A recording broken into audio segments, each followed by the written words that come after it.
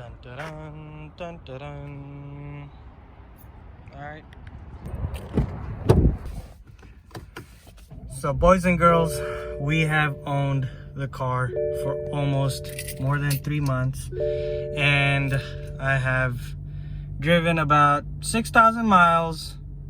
I put on a new screen, a little bigger than the previous one that came with the car, and I've done some coating, made it into my liking, put a new spoiler, tinted the taillights, the reflectors, and a bunch of other things. But now time to give you my honest review on what I think about the 335i after owning for 3 months. Let's get into it. Alright, so what I'm going to be talking about is the 3 issues that I had with this car in the first 3 months of ownership. So those of you who have not been following me, I bought this car from single owner, no accident, clean title, about 42,000 miles on it when I got it, 43, and it was a non-smoker. I wanted a white exterior paint and black interior. I wanted a 335i, and basically adult driven non-smoker. And yep, so this is what I got, and I paid $17,500 for this. All right, so the first issue that I had was in the first few weeks of ownership of this car. I was driving up from New York City to Ithaca, which was about 4.5 hours drive. And on my way there, it was July and it was pretty hot. And I had the AC on like low fan and really chilly, like around 60. And all of a sudden, the AC stopped working. I mean, the fan was on full blast, but there was no air coming into the cabin. And I kept playing around with the buttons, turn it on, turn it off, move the temperature up and down, see what's going on, move where the air is coming from, but nothing helped.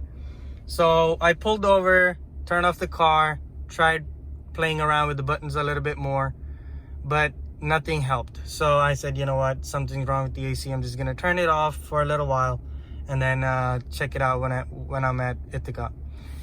So after about 30 minutes driving on my way to Ithaca, I was like, let me try it again. Let me try to turn it on, because the fan is running. It says the AC is on, but there's no air coming from the vents.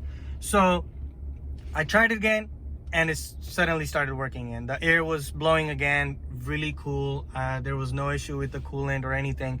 So I was like, you know what, I don't know what this is, so let me search it up on the internet. So when I got back from Ithaca back to New York City, I searched up on the internet, and turns out there's a fix for it, but it cost a lot of money. And the dealers first were denying that there's any issue, but then people kept complaining, and then they found what the issue was, and it cost a lot of money. So the easy fix is you got to keep the AC to like around 65, 66, and keep the air like on a high fan. Why? Because if you keep the AC on really low, like 60, and you have the fan on really low speed, then the coolant is trying its best to cool the cabin, but at the same time blowing very little air into the cabin. So there's a sensor that gets that freezes up, and it thinks that the temperature outside is like in freezing temperature, minus degrees, and the passenger or the driver is trying to turn on the AC by mistake. So what the computer does is it just shuts off the AC. There's no air coming into the cabin, although you have AC on like 60 and you keep playing with the buttons, nothing helped. But once that sensor cools down, I mean basically melts down, and it's not frozen anymore, then you can turn back the AC on and it will work. So what I did was, after that, was I just kept the AC on 65 and kept the air blowing at like around medium. So this way the sensor doesn't freeze it up. But this is ridiculous, you know, like, I mean, this is almost like a $50,000 car, and the AC units causing these kind of stupid problem. But anyways, if you're having this issue where there's no air coming from the vents, and you have the AC on a blast and very low temperature, and there's nothing coming out, just turn off the AC for a couple of minutes, maybe like 15-20 minutes, and it should turn back on. So that was the first issue I had with this car, the AC.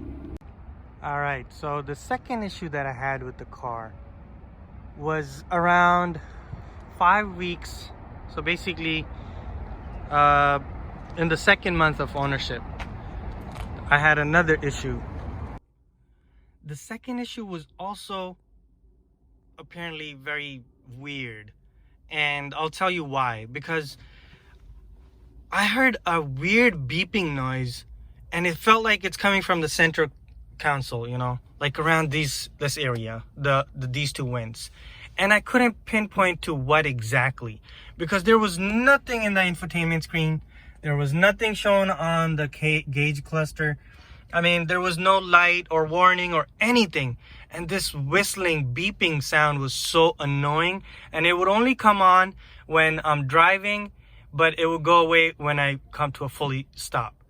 And I didn't know what that was. I made a video of it, and I sent it to a couple of my friends. Nobody knew what it was, so I searched up on the internet.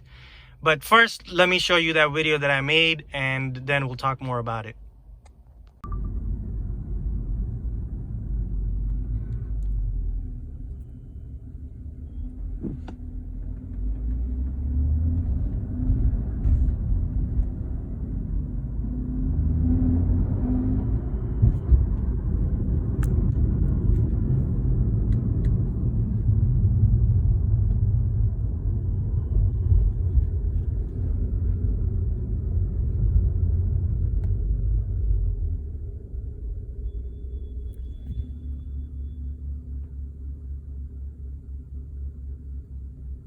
Okay, now it stopped. But when I start moving, you could barely hear it, but it's there.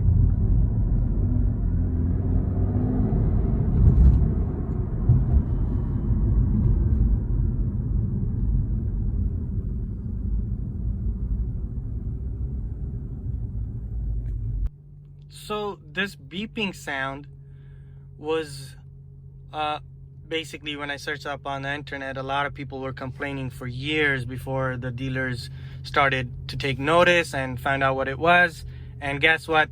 Turns out it was the AC again. I mean, could you believe it?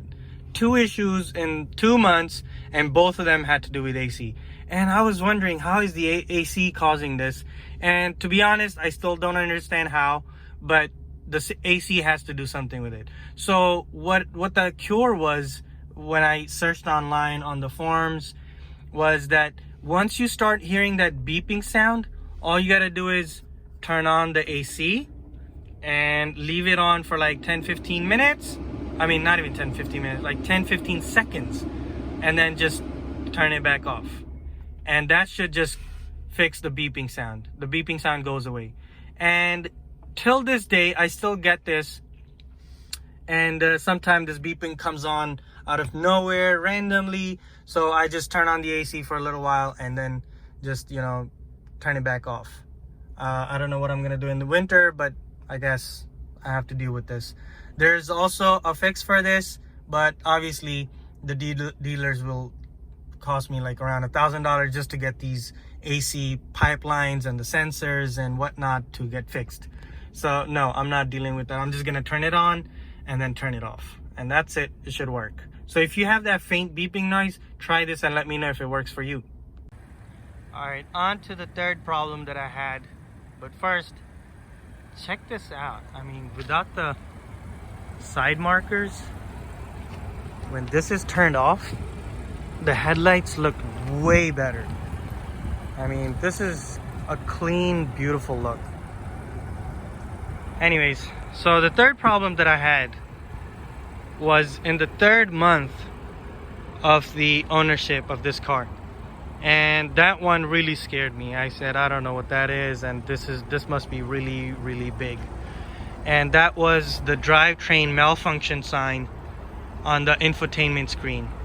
So basically, after about 3 months of ownership, I was driving in a slow stuck traffic on highway, and I was stuck in traffic for like almost 1.5 hours, and my car just threw that signal on the infotainment screen saying drivetrain malfunction, drive moderately, power is reduced. And I was like, uh-oh, something's wrong with the engine or the transmission. There we go, I'm screwed. And since I was already stuck in traffic, what did I do? I just picked up my phone. You shouldn't do that, but I picked up my phone. I was panicking, and I just searched up online, drivetrain malfunction 335i.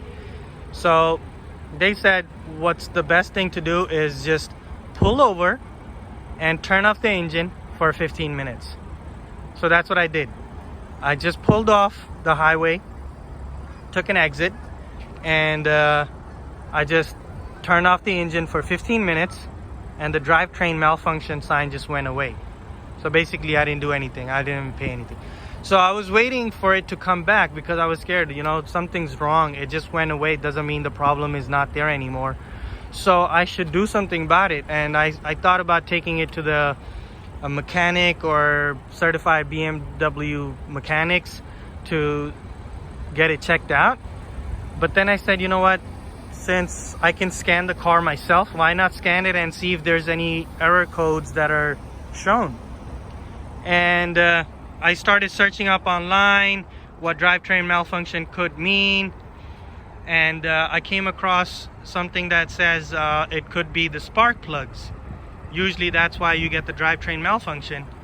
And I said, if it has something to do with the spark plugs, why is my car driving really smooth? There's no jittery, there's no lag, there's no, you know, the throttle response is pretty good. Like, you can tell if there's something wrong with the spark plugs. I know my car is around the 49,000-50,000 mile mark where you should get your spark plugs changed for 335i, but the signs that it was showing was nothing. You know, there was no weird noise, just a triangle on the dashboard with the infotainment screen showing that there's a drivetrain malfunction. So what did I do? I already have the WePeak Bluetooth adapter. By the way, this packaging is just sick. So I just connected this to the car's computer, and I downloaded an app, and I just scanned the car myself to see if there was any error codes. And I was expecting maybe it is the spark plugs, but apparently it was something else. And I forgot what the error code was. I'll leave it down below if I remember. But it has something to do, the error code has something to do with the fuel pump drive module. And that was not working properly. And I said, okay, if it was not working properly, it's been like a couple of days now, how is my car still driving perfectly fine without throwing any codes or any sign or signals or any check engine light on the dashboard or anywhere, you know?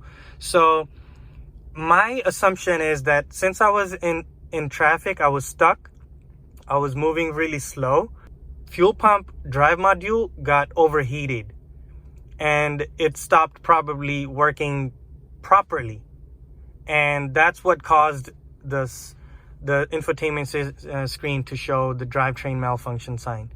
And ever since then, after I deleted that error code to see if it would come back, it never came back, and the car has been driving very smoothly, and there has been no issue. And actually, I'm in the 4th month, almost at the end of 4th month of ownership, and I have no issue since then. All these 3 issues were in the first 3 months. So for all 3 issues, I did not pay a single penny. Did I freak out? Yes. Did I do my research? Yes. Do I still love my car? Yes. Do I still enjoy it? Yes. Am I complaining? No. These cars are sensitive. Yes. Are they annoying sometimes? Yes. But that's what BMW is about. You know, it has an attitude, but it drives beautifully. I still enjoy this car. And if you learn nothing, just know that you don't have to run to the dealership every time there's something wrong with your car. Try to fix it yourself. Do your research. These cars are sensitive, but they work perfectly fine. Anyways, just excuse my dirty car. I know it needs a bath desperately, but I didn't have any time. It's been raining and it's been really cold in New York lately, and today was a beautiful day, so I said, you know what, this video needs to be done. Let me do this today. But hope you learned something. Please subscribe and support your boy. I got very few subscribers, but if I can help even one person, it means a lot to me. So this is the story of the first 3 months of ownership of 335i. Peace out.